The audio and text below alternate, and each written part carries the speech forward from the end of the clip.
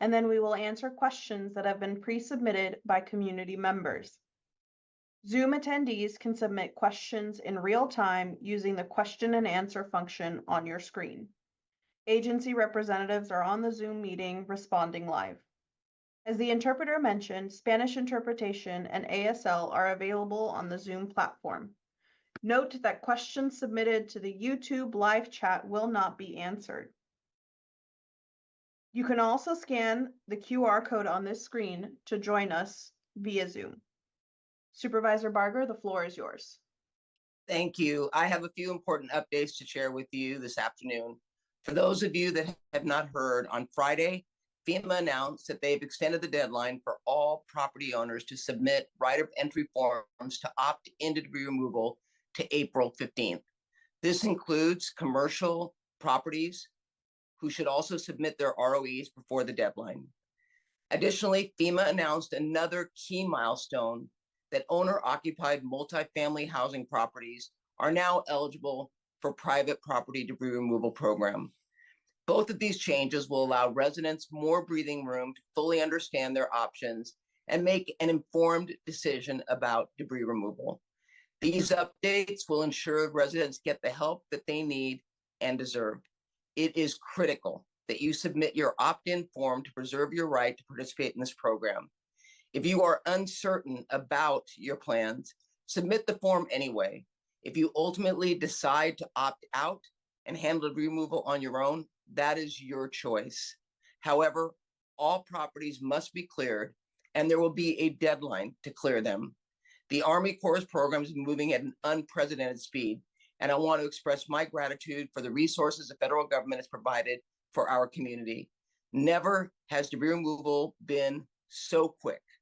It has been incredible to witness the great work the Army Corps and their contractors are doing. Across both burn areas, over 12,000 parcels are eligible for the Army Corps program. Nearly 10,000 property owners have opted in. Approximately 1,000 have opted out, and roughly 1,000 have yet to submit their forms. Reaching those remaining property owners is crucial. As we continue to move the debris removal into the removal phase, we must also keep a focus on rebuilding. Last week, the governor made a critical announcement that will greatly accelerate the restoration and modernization of utilities and infrastructure that serve this community. I want to thank the governor for understanding the critical nature of the infrastructure repair work ahead of us. That work comes with opportunities to pursue undergrounding the electrical infrastructure, expanding municipal sewers to properties on septic, bringing in high-speed fiber backbone lines, and other enhancements. The time is now for us to pursue undergrounding electrical distribution lines throughout the entire Altadena region. If we operate with a single trench, the cost of undergrounding is significantly reduced. With the executive order, there is an opportunity to move quickly to do this work and minimize impacts and disruption. Finally, I want to emphasize that I am committed to speeding up the process for rebuilding. Regional planning has received 132 applications and has approved 23. Of these 23 applications approved by regional planning and submitted to Public Works for building permits, only 2 have been approved. Of the 2 permits approved, they are both still pending clearances, one for debris removal and the other for clearances through other departments. I'm being told by our county departments that they should be issued this week. However, we must move faster. At tomorrow's board meeting, I will introduce a motion to cut through the red tape for departments to pick up the pace. I've said it before, government must be part of the solution, not an obstacle. Finally, I want to touch on the Army Corps' use of the Altadena Golf Course as a staging facility. The Army Corps held an open house this past Saturday to provide transparency on their operations. The event was held in collaboration with partners from the South Coast Air Quality Management District and LA County Public Works. My understanding is that the expanded operations at the golf course by the Army Corps started today. Colonel Avichal from the Army Corps of Engineers will speak with this in more detail during this meeting. We also have LA County Public Health here to provide answers to questions. We are being transparent. We want to ensure that the public understands the need to use Altadena Golf Course as we move toward recovery. It's vital for us to work together, but also be transparent in how we do it. With that, let's get started. Thank you, Supervisor. And as a reminder for those who are on YouTube and submitting questions via the live chat, questions submitted via the YouTube live chat will not be answered. We encourage you to join us via Zoom using the QR code on your screen now and submit your questions using the Q&A function found at the bottom of the Zoom screen. We'll leave the slide up for just a bit while our next presenter, FEMA, provides their remarks. Hi, good afternoon. My name is Hiro Toya. I'm with the Federal Emergency Management Agency, or FEMA. And thank you, Supervisor Barger, for having us today. And also, I just want to build on some of the comments you provided regarding the extension for the right of entry deadline, and also the inclusion of owner-occupied multifamily properties in the debris removal program. I also want to touch on the continued temporary housing assistance and an overview of the FEMA Individual Assistance Program tonight here. So first on the debris removal, once again, the debris removal right of entry deadline has been extended. Now, this process is managed by Los Angeles County Department of Public Works, and they're sort of the first line in receiving the right of entry. They'll review it and pass it on to the Army Corps of Engineers for them to work with the contractors on. And the deadline for submission has been extended to April 15th. So even if you have insurance coverage for debris removal, we still encourage you to submit an ROE form. And the insurance benefits for the debris removal must be used first, but any remaining costs may be covered by the program. And all property owners should submit an ROE form, whether opting in or out, by the deadline, so the LA County can make appropriate determinations. You can do this online or in person at the Disaster Recovery Center.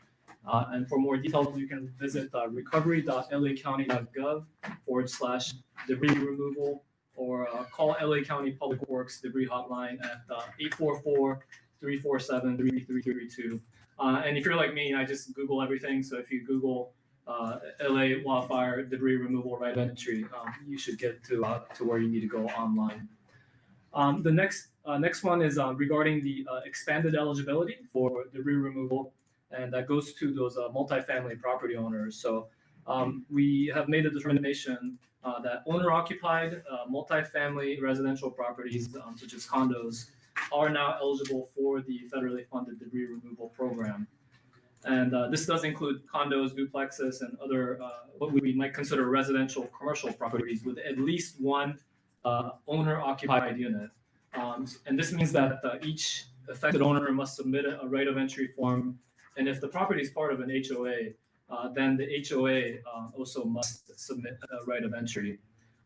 Now, rental-only properties, such as apartment buildings, they do remain ineligible, and we'll review those on a case-by-case basis. But generally, for those apartment buildings where it's purely rental, landlords must use their private insurance for debris removal. So I'm going to go ahead and move on to our temporary housing assistance update. So FEMA does continue to offer housing assistance for those that were affected by this fire and those who need that housing support. So we did have this transitional sheltering assistance program. That was our hotel program. That program is no longer taking new participants. But if you're already in that TSA program and you still need housing assistance, you may be eligible for FEMA's rental assistance program, in which we provide financial assistance for survivors to go and rent longer-term housing options. So just continue to work with us, continue to communicate with us as we reach out to you. Let us know what your needs are, and we'll do everything we can to provide what you are legally entitled to. Now, if your insurance payouts are delayed, you may qualify for some FEMA rental assistance. And renters, you don't have to be a homeowner. Renters displaced by FEMA, by the disaster, can also receive FEMA assistance to cover costs for a new place to live. Now, if you're already receiving our rental assistance program, you may be eligible for a continuation of that. We provide some upfront assistance, and as you have continued needs, we will be in touch with you and may ask for some documentation like receipts or proof of payment for your new rental property or some kind of lease or something to show us that you have continued need for the temporary housing. And to check for your eligibility specifically for that, you can give us a call at 1-800-621-3362, visit disasterassistance.gov, or visit one of the disaster recovery centers. And just finally, we do have multiple components of this individual assistance program. One part is where we provide assistance for housing, and I just talked a little bit about that. There's another category that we call other needs assistance, and that could help with any uninsured personal property loss, medical expenses, or transportation costs that you might have incurred as a result of the fire. And then, of course, we have our other federal family member here, the Small Business Administration. Kind of a bit of a misnomer, they're not just for small businesses. They can help homeowners and renters. SBA offers disaster loan program with low interest rates for homeowners, renters, and businesses to cover repair and rebuilding expenses beyond insurance coverage. So that deadline to apply for SBA and for FEMA assistance is today, March 31st, 2025. We have until 11:59 p.m. Pacific time. And once again, to apply for or check on your FEMA application, you can go to disasterassistance.gov, call us at 1-800-621-3362, or visit us at the one of the disaster recovery centers. And I'll just add that the application deadline for individual assistance and SBA is today. We do plan on keeping the disaster recovery center until there's no longer a need for that. So we'll continue to work with the state and the county to determine when the appropriate closure date is. So even though the application deadline is today, you can still visit us at the two disaster recovery centers that we have open. And this is a process like anything else. So please bear with us. We may ask for documentation. It's part of what we have to do on our end to be compliant. So just please continue to work with us, and either online, over the phone, or at the disaster recovery centers. And that's all for me. Thank you. Thank you very much. Moving on to our next presenter from Public Works. Emiko, the floor is yours. Thank you. Good afternoon, everybody. I'm Emiko Thompson with Public Works. Just to reiterate the good news that the deadline to submit your rider entry forms has been extended to April 15th. And this is good because that means more people can choose to opt in to the government-run debris removal program. So property owners are strongly encouraged to submit their ROE or opt out by April 15th if they choose to do so. And this will all help accelerate the debris removal process. And just to recap, you can submit your ROEs online, email, disaster recovery centers, or send it in by mail, whatever is most convenient for you. And all that information can be found on the recovery.lacounty.gov website. Also, just a quick update on the ROE progress. So progress is being made on the processing of the ROEs to date. As Supervisor mentioned, over 9,800 ROEs have been received, and more than 7,600 ROEs have been transmitted to Army Corps. So we'll continue to make good progress on this. And also, in terms of new deadlines, this applies to opt-outs too. So for those of you who opt out of the government-run program, site cleanups and debris removal must be completed in accordance with your fire debris removal permit guidelines. And all this needs to be done by July 15th rather than the end of June. So you have additional time to complete that as well. And that completes my update. Thank you. Thank you very much. Next, we're moving on to Colonel Avichal with the Army Corps. Colonel. So good afternoon, everyone. Thank you for inviting me to speak here today. Just give a quick update on where we're at. So as of this morning, we had 114 debris crews and 89 asbestos abatement crews working in Altadena. 2 weeks ago, just for reference, we had 80 debris removal crews and 62 abatement crews. So we continue to ramp up operations, but again, we do not do so at the expense of public health and safety. This afternoon, we had just finished 650 final sign-offs. That is when we return those rights of entry back to the county. And then we also completed debris removal at the Las Flores Water Company and are 50% complete with debris removal at the Rubio Canyon Water Company basins as well. Just to reiterate what has already been said a few times, so I'd like, please submit your rights of entry. For those that have not done so, it's really important to either opt in or opt out, and to have a plan for what you plan to do for your debris removal going into the future. So a quick update on Altadena Golf Course staging and reduction site. So last week we did do some outreach with the neighbors or the residents directly adjacent to the golf course, both with door hangers and info sheets about the staging area. Additionally, on Saturday morning, we had an open house for the residents to be able to ask questions. This morning, we did essentially what I'll consider to be a warm start. So we focused on weighing empty vehicles so that we get the tare weight so that when they come loaded in the future, we're able to do that process a little bit quicker.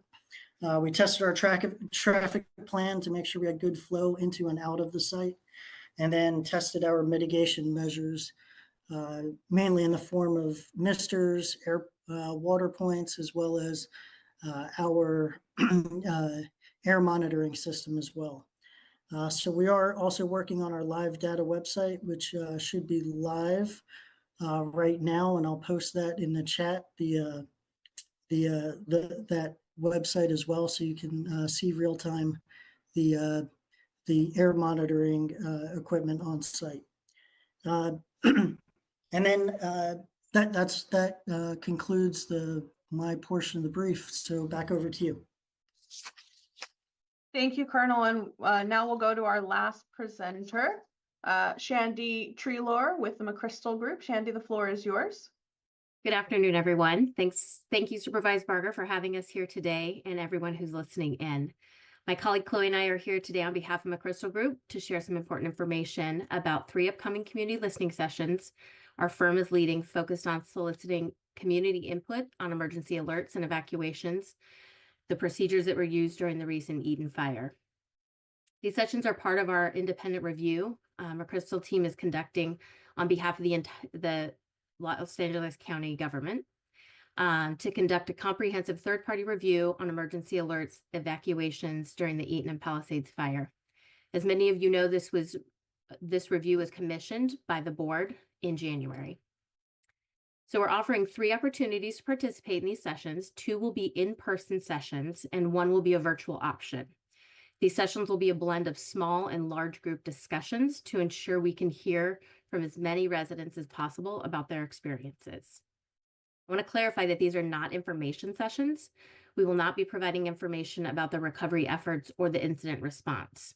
Rather, they'll specifically be designed to get at your feedback as the community about the emergency alerts and evacuation procedures you experienced during the fires. We'll also provide ASL interpretation and Spanish language translation as all sessions to ensure everyone can fully participate. If you're unable to attend any of the sessions, we will also have a survey available that you can provide similar input through. We hope this will provide a valuable opportunity for you to provide input that will help us shape future emergency management response system related to the emergency alerts and evacuations. And your experience and feedback will directly inform the findings and the recommendations in our independent assessment. Registration for this the first in-person sessions are being displayed on the slides, and this information, along with registration information for the virtual sessions on May 7th, will be made available through District 5's communication channels. And that'll happen probably within the next week or so. We encourage you to register early for these sessions to help us plan accordingly and effectively facilitate a session where we can ensure everyone's voice will be heard. Thanks for your time. And if you have any questions, please put them in the Q&A. Thank you. And now we're going to transition to the question and answer portion of our evening. The following questions were submitted ahead of tonight's community meeting, and we will answer as many of them as we can in the allotted time. As a reminder, you can find answers to frequently asked questions on recovery.lacounty.gov/Altadena. Zoom participants can also submit questions in real time using the Q&A function found at the bottom of your screen. So for those of you who are on YouTube and would like to submit questions, we encourage you to join us via Zoom using the QR code on your screen. Our first question is for Corey with the Small Business Administration. Can you help explain the SBA deadline today and why it's important for impacted residents and property owners to make sure they are signed up? What resources are available, and ultimately, what should they know about the opportunities they may lose out on if they don't sign up? That's an outstanding question. So the deadline today is for physical damage. So any business or nonprofit or homeowner or renter that had physical damage. So the things we can see, we can always see physical damage, or building burned, roof blown off, different things like that. So if you have physical damage as a homeowner or renter, which is key for the residents and property owners, that deadline is today. Now, for the businesses and nonprofits that may have sustained economic injury only, that deadline to apply is actually October 8th, 2025. So, but if you have a combination of physical loss and economic injury, please apply by today. And the one thing that I always say is that for the resources or that they might lose out on is that if you're waiting for insurance or you're waiting for any kind of other recoveries to come into play and you do not actually submit the application for SBA, let's say, 60 days down the road or 90 days down the road, you realize that your insurance was not enough to meet the need. Well, now with the deadline having passed, you may have missed out on crucial funding, because the one thing that I always tell everyone is that even if you're approved for the loan, keep in mind, whether you're a homeowner, renter, business owner, or nonprofit, you're under no obligation to take the loan. So it's so important to at least make sure you have that safety net available just in case you want to use it. Thank you.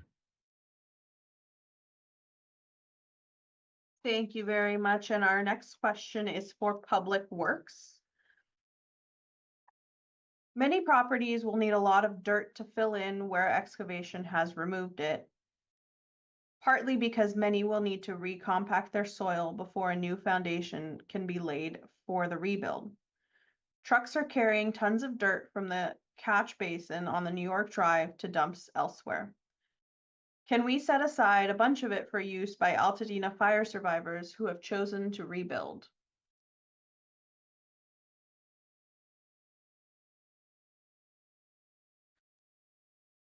Hello, this is Ray Castellanos from Building and Safety, LA County, Public Works. People who have raised floors currently may not need to backfill a lot. They're only removing 6 inches of soil, and we're not requiring that you do a grading permit to either compact, backfill, or raise the elevations. Your designers can design raised floors and use the same site as needed. Thank you.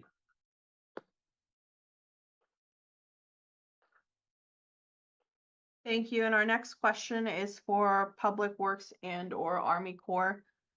Loma Alta Park is slated to be reopened on May 10th. Will the adjacent properties within 250 yards of the park be cleared by then? And this question is for public health testing, will be done at the park to ensure it is safe for the community to visit?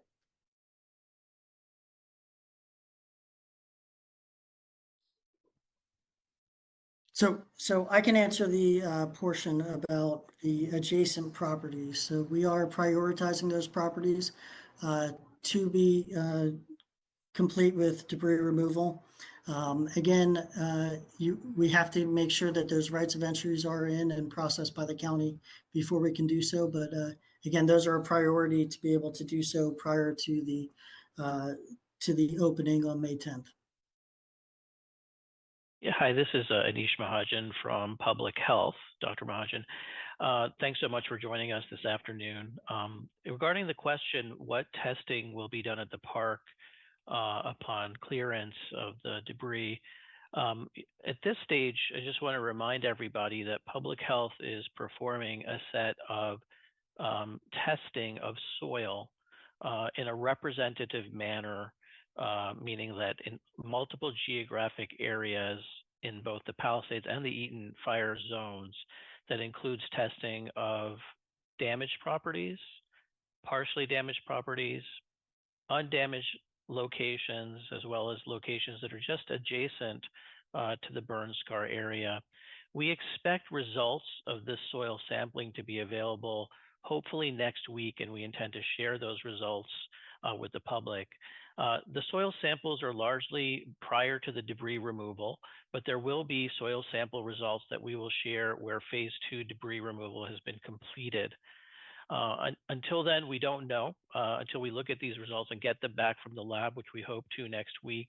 It's hard to say, what we're going to find, upon completion of phase 2, but phase 2 debris removal, which all of us are very interested to look at. As soon as we have that to share, we will. Thank you.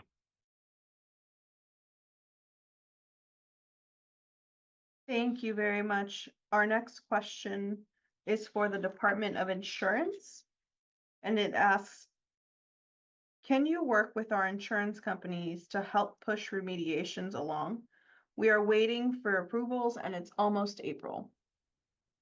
Sure. Thank you for the question. So in general, insurance companies have a timeline that they're supposed to follow as far as paying out claims. So typically they've got to respond to or acknowledge a claim within 15 days of you filing the claim.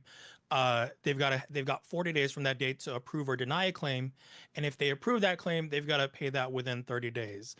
So, especially now that we're approaching April, it's been about 3 months since the fires, and many of you have probably filed claims extremely close or early in that timeline, that those timelines may have already been exceeded, and in which case you need to give us a call at the Department of Insurance so we can contact your insurance company and investigate on your behalf.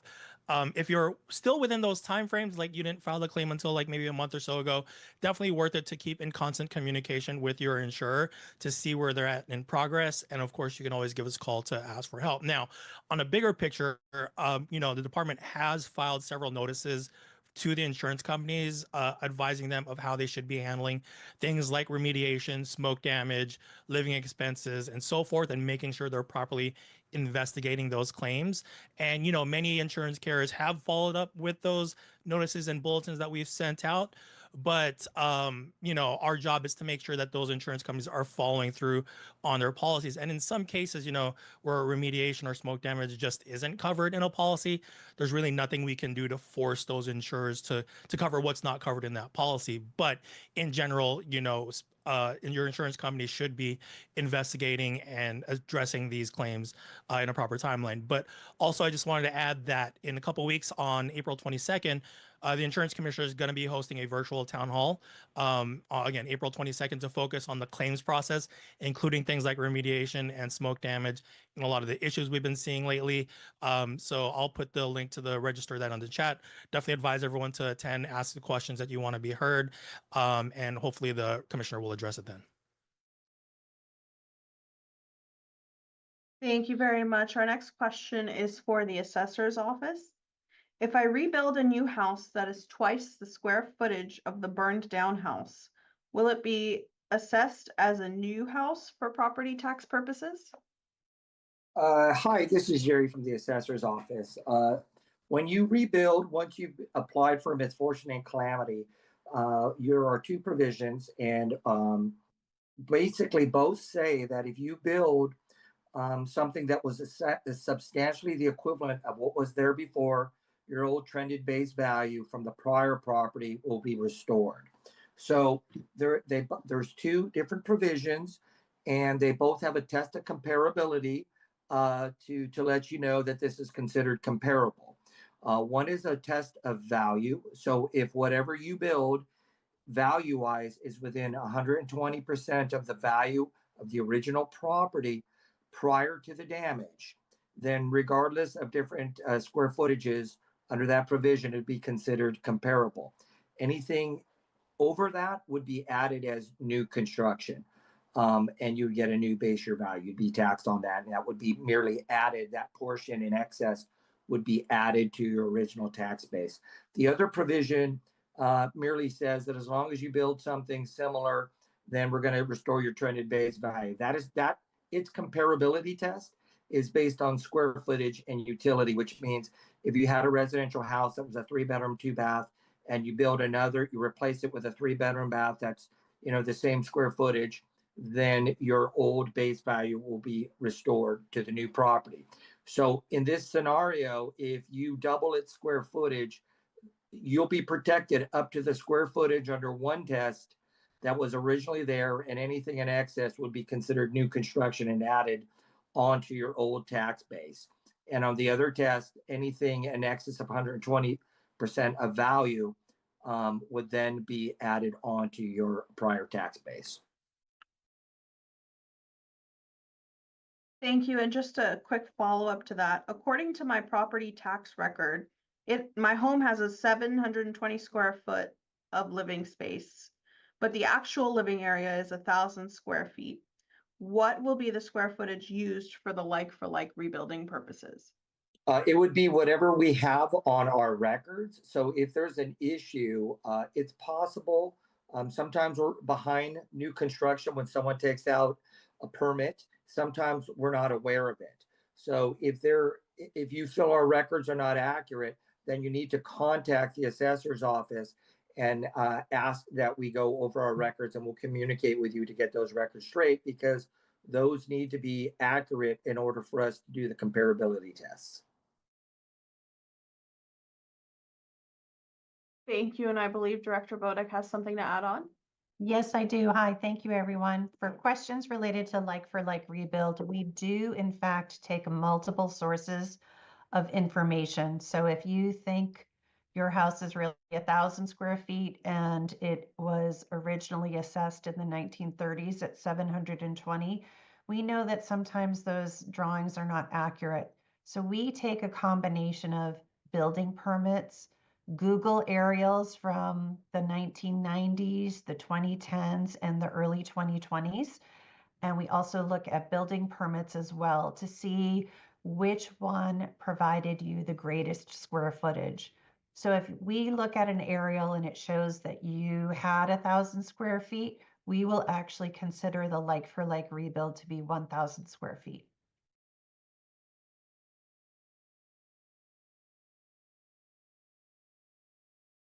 Thank you. And our next question is for the Army Corps.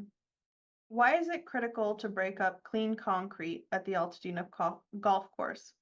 Would it be safer to remove it from the area and break it up at a professional concrete recycling plant? Okay, that's a good question. So it goes back, a lot of it goes back to one, we're not going to do anything that's unsafe. And I know there's a lot of questions about that, but ultimately, if it is unsafe and our data shows that what we're doing is unsafe, then we'll stop doing that procedure.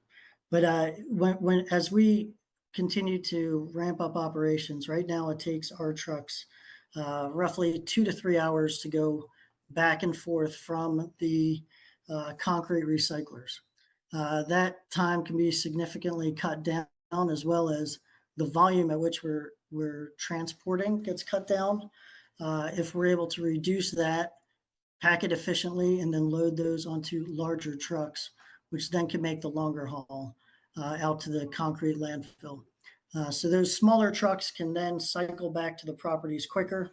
We won't need to have as many trucks on the road, which will be safer road conditions for everyone else.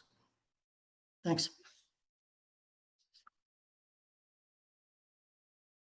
Thank you very much. Another question for Public Works this time. We now live in Royce Street in Altadena, and no one has come by to pick up the large items and debris left from the storms. The trash company told me a month ago that they have no more room in the Saturday pickup and that they would be back on Monday. It's now been a month. Who's going to remove these items and when? Thank you for the question regarding trash collection. I understand that this past month, there were several annual cleanup events. So these are events where bulky items and other discards residents wish to place at the curb. The waste hauler, UWS, will pick it up in unlimited quantity. So this has been going on every Saturday for the month. If there were any materials left behind, we will be sure to canvass the neighborhood, make sure to pick up any remaining items. If for whatever reason the material is still there, please feel free to contact UWS or contact Public Works at trash@dpw.lacounty.gov. But regardless, we will send somebody out there on Roy Street to go take a look. Thank you. Thank you. Our next question is for the Army Corps and Public Works. It says, I understand from the Army Corps of Engineers that neighborhoods around community spaces will be cleared first. For schools, will a 250-yard radius be cleared prior to the start of school in August? I can take that. So we're working with Public Works as well as Cal OES and determining which schools we will prioritize our debris cleanup for. But yes, that's our goal, is to be able to do the debris cleanup around those schools prior to school starting back in August.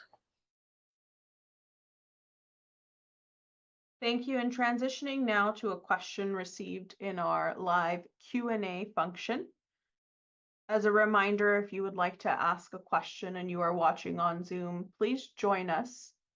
If you are watching on YouTube, excuse me, please join us on Zoom and submit your question using the Q&A function on your screen.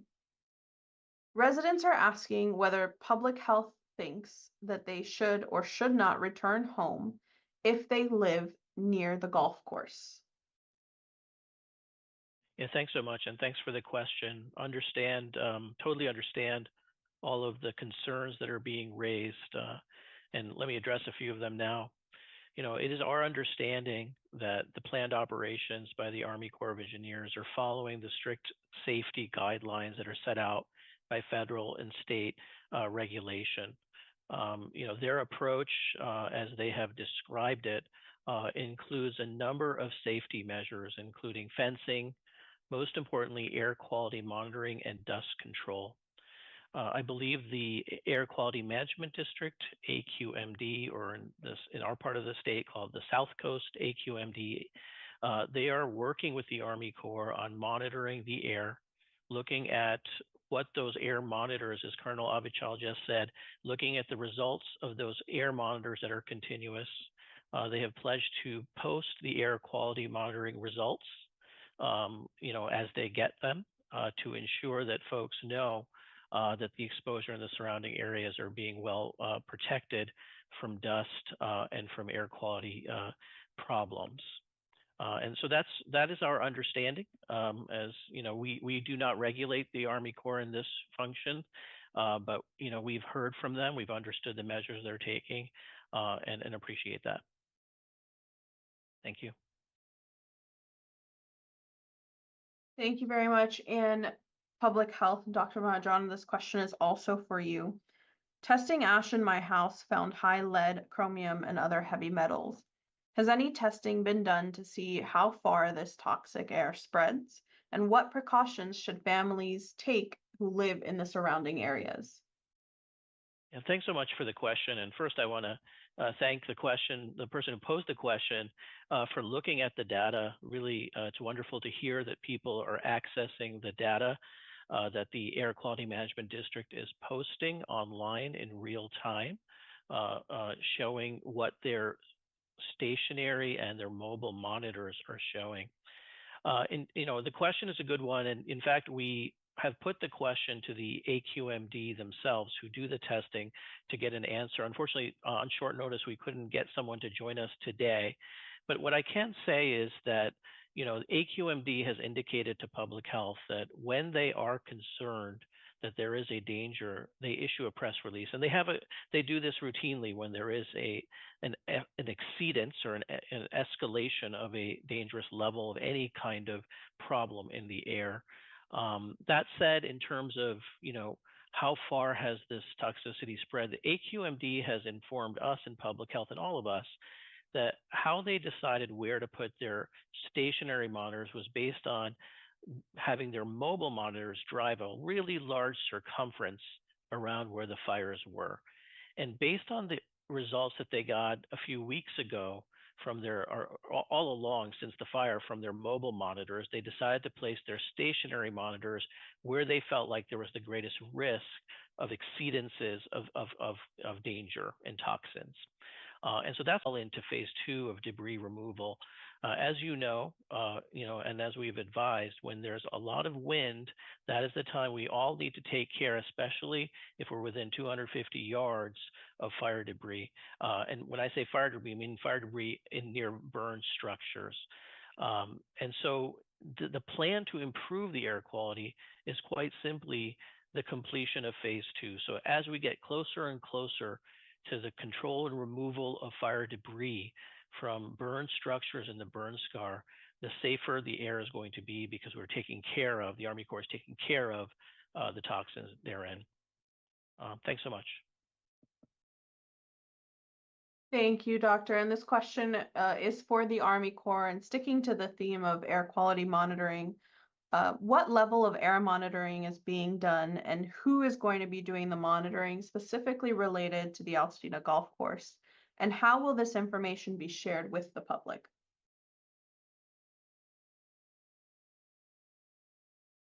So we have our own monitors that we have, and actually I'm going to post the website here in the chat. And so this is, it just went live today.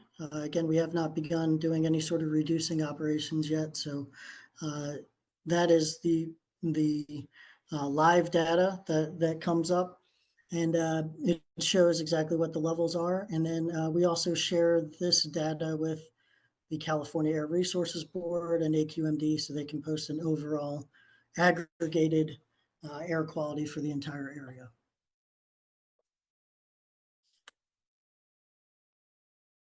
Thank you, Colonel. And I see that that link has been added to the chat. For those that are on with YouTube, we'll make sure that this link gets added to the recovery.lacounty.gov website for easy access. Moving on to our next question, and that question is for Regional Planning, Director Bodek. Are there any restrictions on rebuilding utilizing prefabricated building materials / methods to lower costs within like-for-like construction parameters? The short answer is no. That's the good news. So there's a few different methods that you can use. One of them is buying a prefabricated home, which is also called a manufactured home. That is actually those components or the whole of the home are manufactured off-site, and they are inspected and certified by the State Department of Housing and Community Development. And there's a little sticker that gets put on either the individual wall components or the whole home.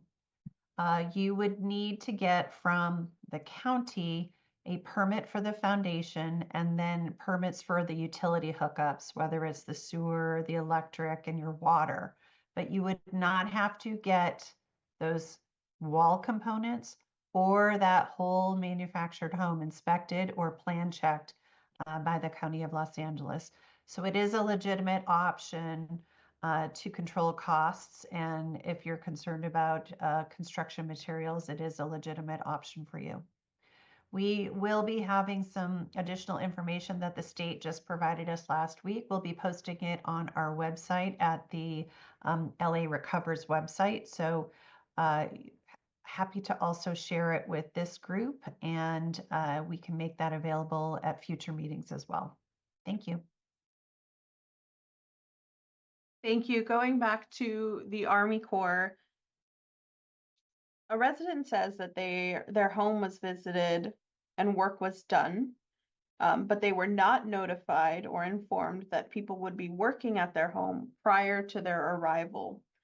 How do we know? And the question is, how do we know that unnecessary work is not being performed for which our insurance may be billed at a later date? And why were we not informed in advance that someone would be working?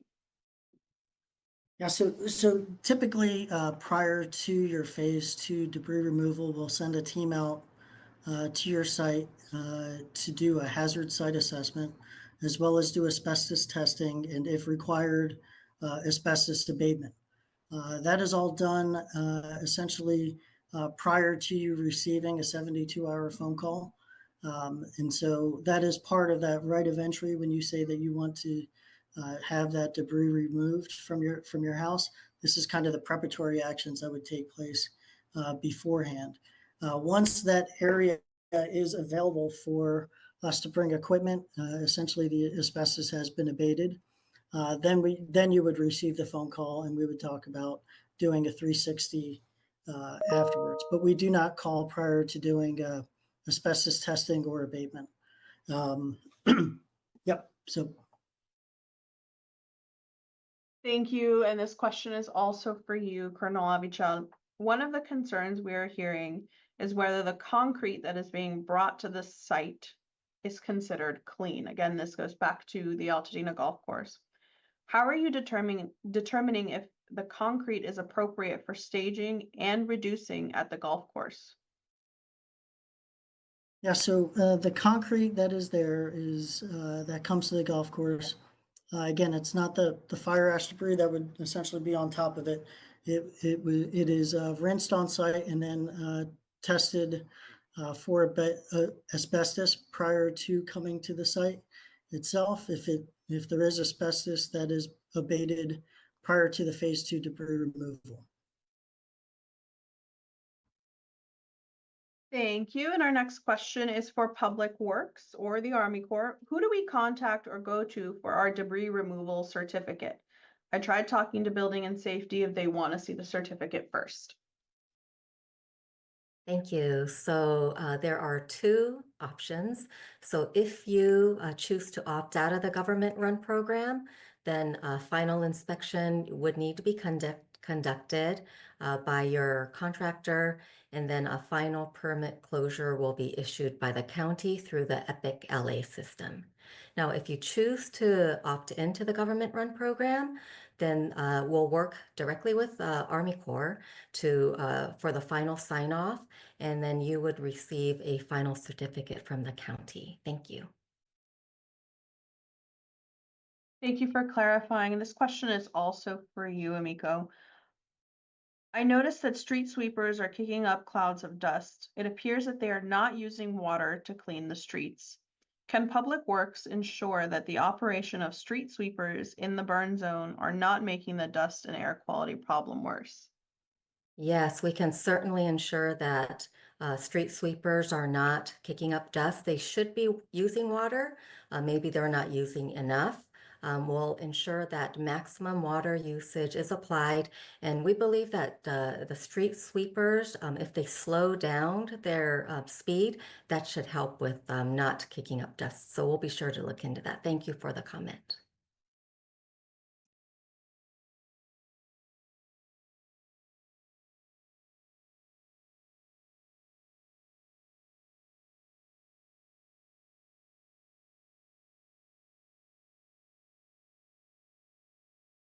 Apologies, I was on mute. This question is for the Army Corps.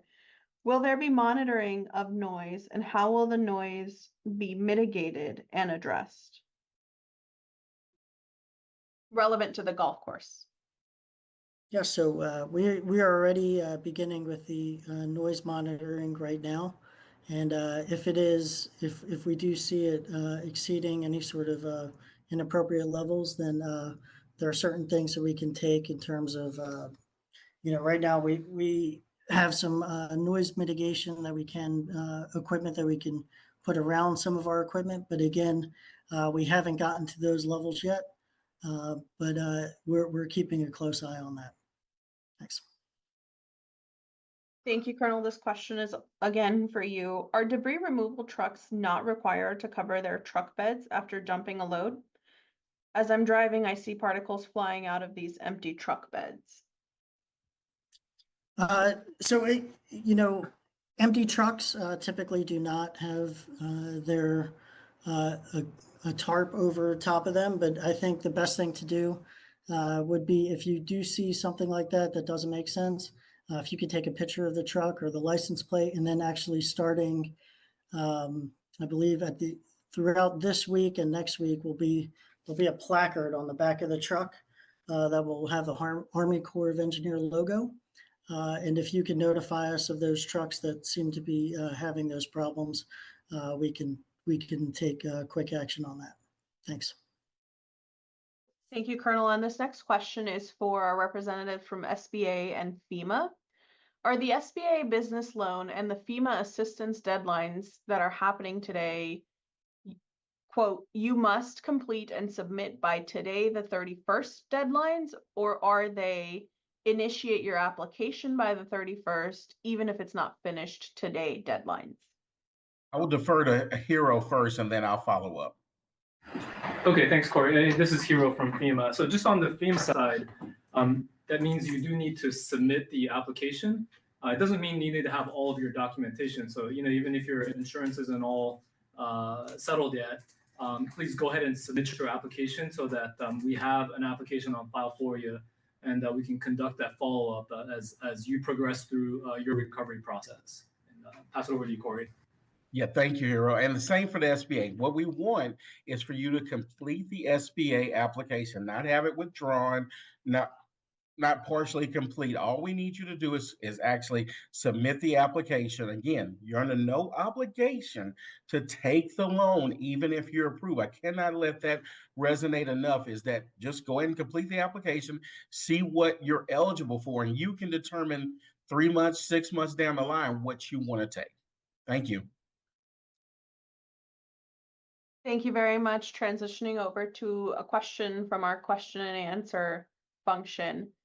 This question is for the Army Corps. Can you please describe what the different pink dots on the Army Corps signs on our properties mean? I think they're related to asbestos, but I can't decipher the quote unquote code.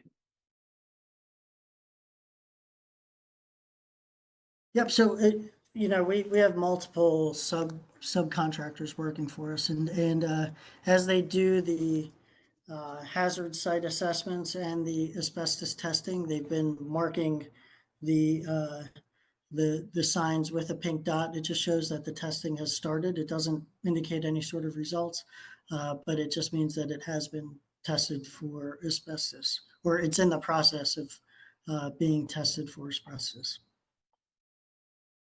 Thanks. Thank you very much. Our next question, again, I believe is for you, Colonel Abichal. My trees were initially tagged by the Army Corps for removal due to dangerous condition. Now some of the tags have been removed by someone with no notice to us.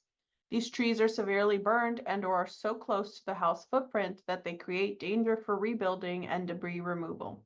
Can we please speak with the arborists or the Army Corps to take these trees down? Yep. So I think that's a special circumstance. What I'd ask you to do is just to call our call center with your address and potentially what your specific circumstances are. Our call center number is 213-308-8305. And we could talk through that individual circumstance on an individual basis. Thanks. Thank you. And we have a question that I believe is best suited for our public health representative. And that is, my lemon tree is full of lemons. My home is still standing and we are cleaning for smoke damage. There are burned properties all around us. Are those lemons safe to eat? Thanks so much for the question. We know from wildfires that occurred in Northern California that in general, most of the fruit trees in the burned area, especially fruit that's sort of just ripened now, is likely safe to eat. You got to just clean it off, make sure it's completely cleaned of ash and soot or anything like that. And I assume that's not the case here on the property that you're talking about, because it's surrounded but not actually burnt. But in general, in future seasons, it would be important to make sure that you have an understanding of the soil itself and what's in the soil. There is a small risk of, fruiting in future seasons being affected by chemicals. But again, it's a very small risk and probably not one to be too worried about. I would ask that you go to our website at LA.county.gov. And there we have additional information and links to more expert reviews of the data on how to think about consuming produce when you live near a burn scar. Thanks. Thank you. And we have time for one last question, pulling again from our question and answer function on our screen. And this question is for Dave Ford with SoCal Edison. With the discussion of undergrounding of electric picking up, can the SoCal Edison rep offer a conservative time frame for how many years it would take to underground all the lines in Altadena? Well, thank you for the question. And again, thank you, Supervisor Barger, for your commitment to restore and rebuild Altadena. We're looking at designing a much stronger grid in Altadena. We're actually looking at undergrounding as well as undergrounding as we do grid hardening with other types of measures to ensure that the grid that we're building back is a stronger and a safer grid. Now, the undergrounding process this is not something that's going to take be done overnight. It's going to take a while before we start seeing activity in the entire area of Altadena that has been in the burn scar.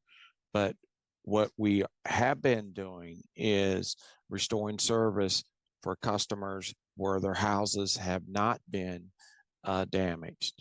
The design and implementation of undergrounding has begun in some areas, and we're continually looking at our process of how we can expand that throughout the burn area. I don't think that this is going to be a 6-month to a year process. It could be longer, but this is something that is the highest priority to us, is to restore, rebuild Altadena back better. Thank you for that, Dave. And that is all the time we have for today. For those of you who are on Zoom, when you exit this meeting, you'll have the option to provide your email address if you'd like to be signed up to receive updates from the county's Coordinated Joint Information Center. For more information or to ask any additional questions, visit your local disaster recovery center or visit us online at recovery.lacounty.gov/Altadena. Thank you, everyone.